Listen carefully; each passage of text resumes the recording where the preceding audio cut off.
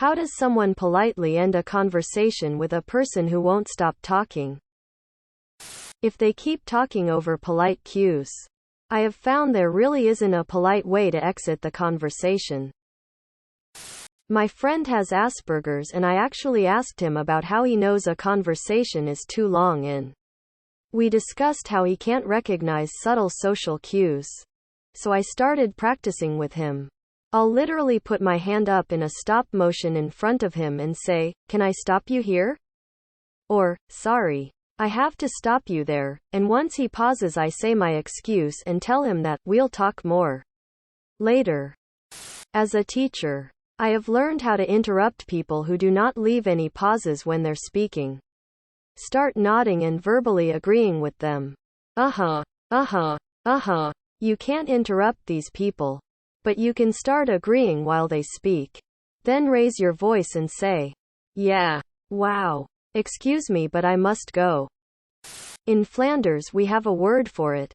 Bon, and then you say something, "I have work to do. It's time to go home. It's time to get drinks." And people realize the other person wants to leave without being mean. With some people it's impossible. I worked with a guy who wouldn't stop talking. Long boring stories with no point and no end. I was doing a course through distance learning at the time, so any downtime was spent studying.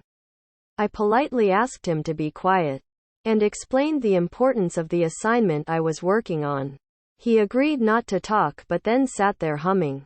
This lasted about 10 minutes until he couldn't bear it anymore and started yabbering on again with his incessant nonsense. When they draw a breath, politely say, "On that note, I must be on my way." Then, simply leave. What's something people in this generation really need to hear? Stop comparing yourself to other people you see on the internet. The world is a big place. Don't live your life entirely, mostly, or only online. We're limbic systems more than anything else truthfully. And take risks socially. Don't get lost inside your head. And the rejection is scarier but far less bad than self-hatred, isolation, and cynicism.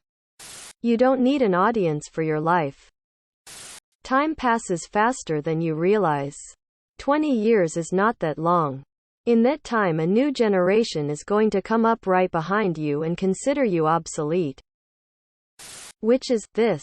There are like 5 generations alive RN. Things happen slower in real life than on the internet. What is the thing you never imagined you'd be able to do it, until you did it? Beat cancer. That was a bitch. Like myself.